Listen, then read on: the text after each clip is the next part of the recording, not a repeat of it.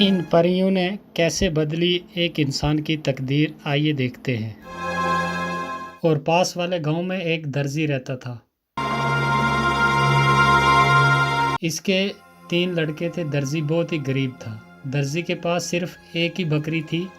तीनों लड़के इसी बकरी का दूध पीकर किसी तरह अपनी ज़िंदगी का गुजारा करते थे। वो बारी बारी इस बकरी को जंगल चराने के लिए ले जाया करते थे।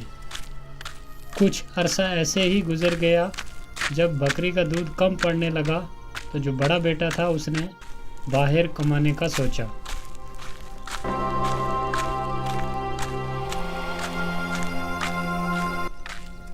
फिर वो बाहर कमाने के लिए चला जाता है।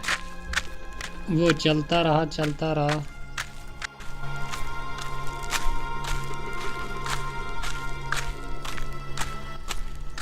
फिर उसे चलते चलते रास्ते में एक व्यापारी मिला। व्यापारी ने लड़के से पूछा, अरे भाई ज़रा सुनो तो, कहाँ जा रहे हो तुम? मैं कहीं कामकाज ढूंढने जा रहा हूँ। हमारे घर के हालात कुछ अच्छे नहीं हैं। हम 3 भाई हैं और हमारे घर में सिर्फ एक ही बकरी है जिसका दूध पीकर हम जवान हुए, और आगे ज़िंदगी का गुजारा करने के लिए हमारे पास कुछ भी नहीं है। इसलिए उन तीनों में से बड़ा भाई मैं ही हूँ उनका, तो मैं कहीं कमाने जा रहा हूँ। अरे, आपकी तो बहुत दुखी कहानी है भाई। देखो मेरे पास काम है, मैं एक व्यापारी हूँ और ख़रीदो फरोख्त का काम करता हूँ। सामान खरीदता हूँ और बेचता हूँ। क्या मेरे पास नौकरी करोगे तुम?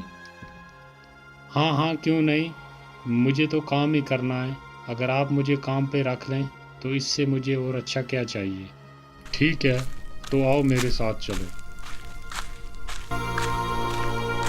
ये बोलकर व्यापारी उसे अपने साथ लेकर चला गया। व्यापारी ने लड़के को अच्छे तरीके से खरीदने और बेचने का काम सिखा दिया। लड़का अपना काम बहुत ही बड़ी ईमानदारी के साथ, मेहनत के साथ करता।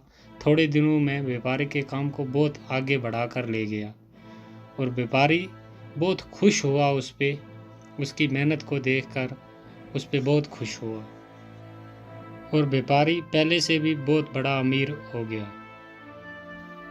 जब काम करते करते कई वर्ष गुजर गए तो एक दिन लड़के ने व्यापारी से कहा, मालिक मुझे छुट्टी चाहिए कुछ दिन के लिए, मैं अपने घर जाना चाहता हूँ। काफ़ी अरसा गुजर गया है आपके पास काम करते करते, तो मैं सोचता हूँ कि एक बार उनसे मिलकर आ जाओ। हाँ, ठीक है, कल तुम्हें छुट्टी मिल जाएगी। तुम कल सुबह चले जाना, ठीक है।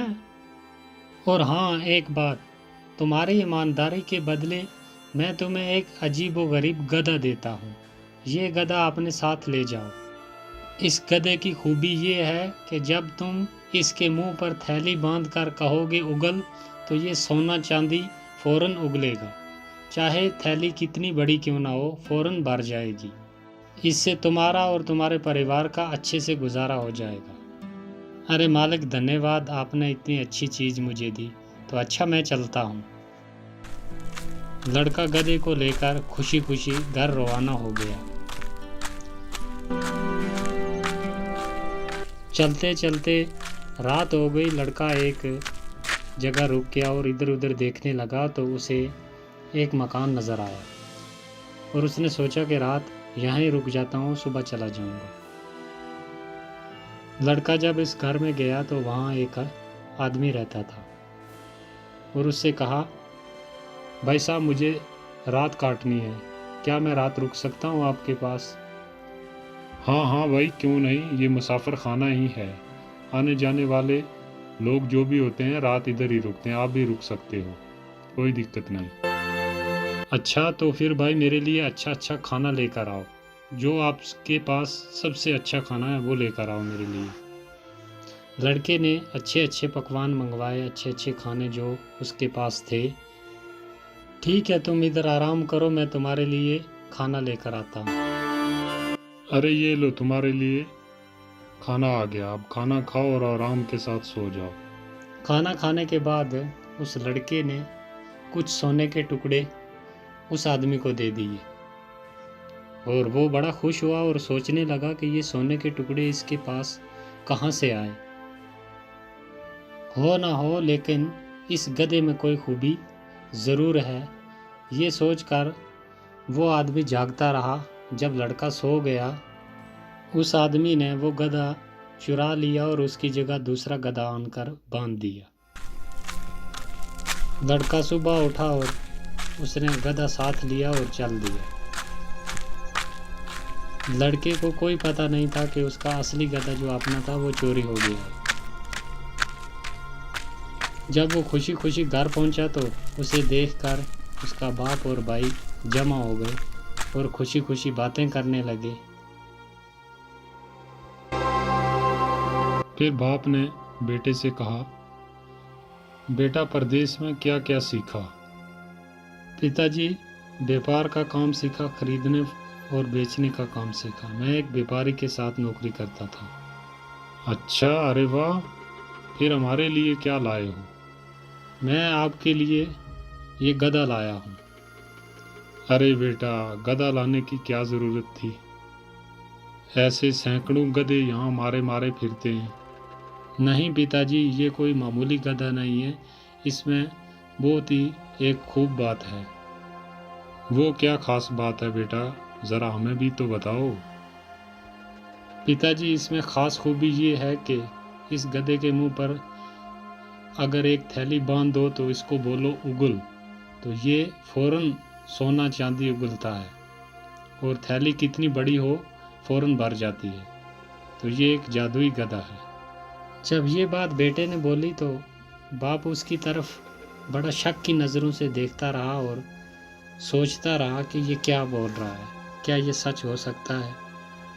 आखिरकार लड़के ने अपने बाप का शक दूर करने के लिए अपने भाइयों को पास खड़े बुलाया और लड़के ने उस गधे के मुंह पर थैली बांध दी और कहा उगल, लेकिन गधा जहाँ का तहाँ वहीं खड़ा रहा। लड़के ने कई बार बार कहा कि उगल, लेकिन नतीजा कुछ भी ना निकला। थैली जैसे ही खाली थी वैसे की वैसे ही रही और गधा चुपचाप खड़ा रहा।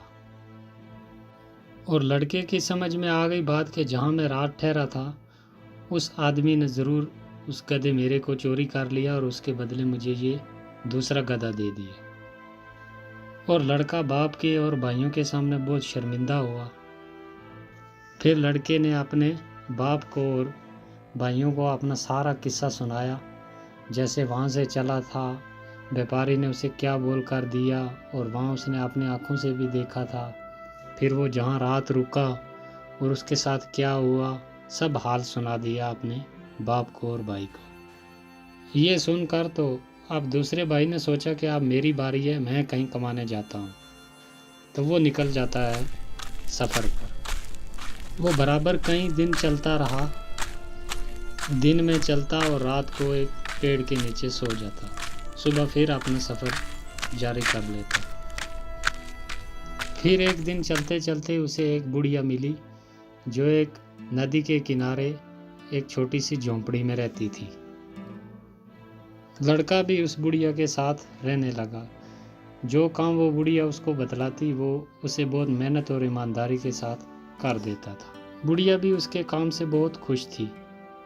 लड़के ने एक दिन उस बुढ़िया से कहा, मुझे ना अपने घर जाना है, तो मैं फिर वापस आ जाऊंगा, कुछ दिन के लिए मैं अपने घर जा रहा हूँ। हाँ बेटा, बिल्कुल जाओ, मैं आपके काम से बहुत ही खुश हूँ, लेकिन मेरे पास सोना चांदी नहीं है तुम्हें देने के लिए। मेरे पास सिर्फ ये एक डिबिया है, ये तुम अपने साथ ले जाओ। और ये कोई मामूली डिबिया नहीं है, इसकी एक खूबी है, और इसको जब तुम कहोगे कि भर जा, और ये अच्छे अच्छे खानों के साथ भर जाएगी। चाहे आदमी कितने भी क्यों ना हो, पेट भर के खाना खा लेंगे। और तुम ये डिबिया अपने साथ लेकर जाओ। लड़का बहुत खुश हुआ और उसने वो डिबिया अपने साथ ली और चल दिया घर की तरफ। वो भी चलते चलते उसी जगह पहुंच गया जहाँ पर उसका भाई बड़ा जो था वो रात रुका था, उसी आदमी के पास। वो भी वहीं रुक गया रात गुजारने के लिए। और उस आदमी ने उससे पूछा, भाई क्या खाना खाओगे कुछ? अरे नहीं भाई, तुम तकलीफ मत करो, मैं तुम्हें खाना खिलाता हूँ, मेरे पास बहुत खाना है। तुम्हारे पास तो कुछ भी नहीं है, तुम कहाँ से खाना खिलाओगे? लड़के ने अपने पास से वही डिबिया निकाली और जैसे बुढ़िया ने बोला था वैसे ही उसने बोला जब, तो वो एकदम भर गई अच्छे अच्छे खानों से। तो जब दोनों ने मिलकर खाना खाया तो उस आदमी की फिर नज़र बदल गई। उसने कहा कि ये डिबिया मामूली नहीं, ये कोई ख़ास डिबिया है, और वो उसे छुपाने की तरकीब सोचने लगा। लड़का काफ़ी थक चुका था, खाना खाने के बाद वो सो गया, लेकिन वो आदमी जागता रहा। वह असली वाली डिबिया जो थी वो उसने चुरा ली और उसकी जगह वैसे की वैसे ही एक डिबिया रख दी। और लड़का उठा और सुबह अपनी डिबिया साथ ली और घर की तरफ चल दिया।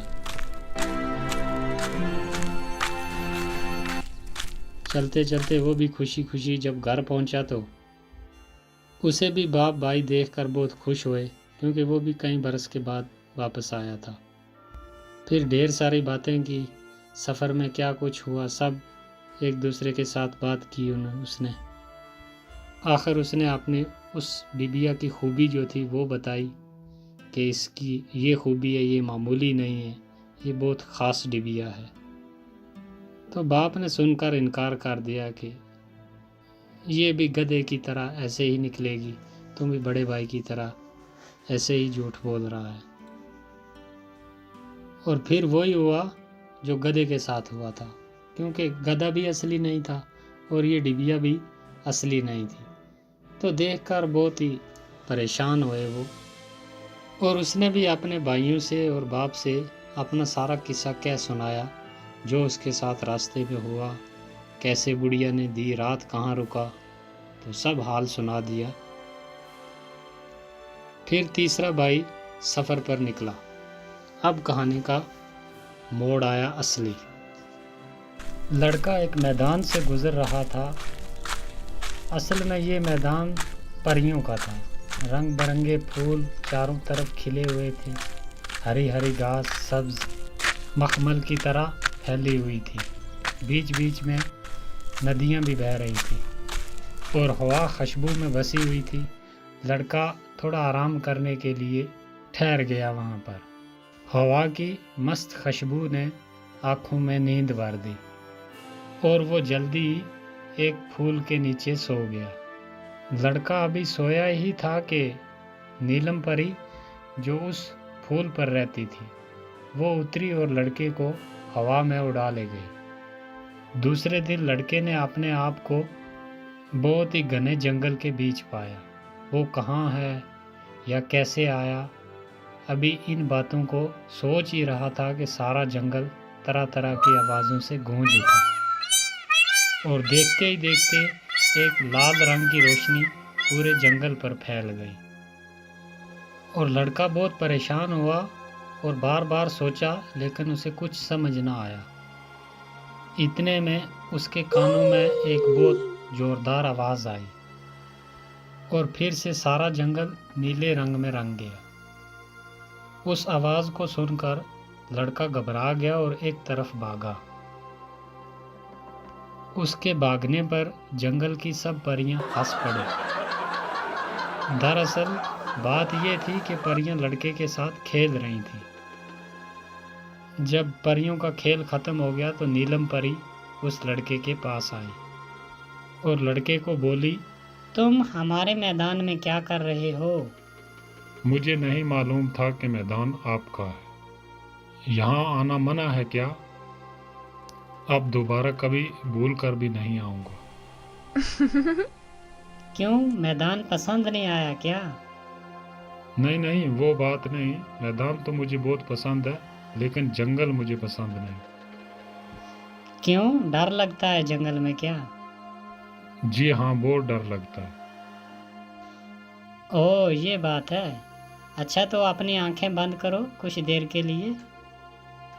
और इधर लड़के ने जैसे ही अपनी आंखें बंद करी, नीलम परी ने अपना आंचल लहराया और सारा जंगल जो था वो मैदान में तब्दील कर दिया। और लड़के ने आंखें खोली और उस मैदान को देखकर उसकी जान में जान आई। और फिर जब लड़के को थोड़ा होश आया तो फिर नीलम परी ने उससे पूछा, तुम कौन हो और कहाँ जा रहे हो? यहाँ तक कैसे पहुँचे? फिर लड़के ने सारा किस्सा सुना दिया कि हम ऐसे ऐसे 3 भाई हैं, उनके साथ ऐसे धोखा हुआ। पहले के साथ उसका गधा चोरी कर लिया, फिर दूसरे भाई की डिबिया चुरा ली, तो अब मैं वो वापस लेने जा रहा हूँ। परी ने ये सुनकर अपनी छड़ी हिलाई और वहाँ पर जिन को बुला लिया। क्या हुक्म है मेरी मलका? मैं हाजिर हूँ, आप हुक्म कीजिए, मेरे लिए क्या हुक्म है? फिर परी ने हुक्म दिया जिन को कि जाओ तुम एक आदमी के पास, उसने गधा चुरा लिया है, वो वापस लेकर आओ, और एक इस आदमी के भाई की एक डिबिया है, वो भी वापस लेकर जल्दी मेरे पास आओ। तो जिन हुक्म पाते ही वहाँ से उड़ गया। यहाँ कुछ ही देर गुजरी थी कि जिन वापस हाजिर हुआ। उसने वो गधा भी और वो डिबिया भी, दोनों चीज़ें वापस लेकर आ गया। परी ने लड़के को कहा कि ये अपना गधा और ये डिबिया भी ले जाओ, और मेरी तरफ से ये एक डंडा भी अपने साथ ले जाओ। और परी ने कहा कि जब कोई तुम्हारा दुश्मन आ गया तो इस डंडे को हुक्म देना, फिर ये डंडा उस आदमी की पीठ पर बहुत खूब नाच दिखाएगा, और इतना मारेगा ये डंडा उस आदमी को कि वो आदमी फौरन वहीं बेहोश हो जाएगा। लड़का अपनी सब चीज़ें साथ लेकर घर जाने के लिए जब तैयार हुआ तो नीलम परी ने जिन को हुक्म दिया कि इस लड़के को बाहिफाजत इसके अपने घर तक पहुंचा कर आओ, ये तुम्हारी जिम्मेदारी है। और जिन ने हुक्म सुनते ही सारा सामान उठाया और लड़के को अपने हाथ पर बिठाकर हवा में उड़ गया।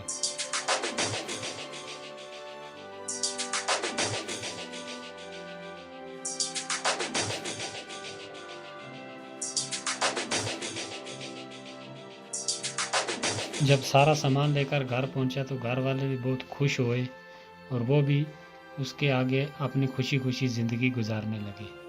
तो दोस्तों, कहानी अच्छी लगी तो वीडियो को लाइक करें और चैनल को एक बार ज़रूर सब्सक्राइब करें।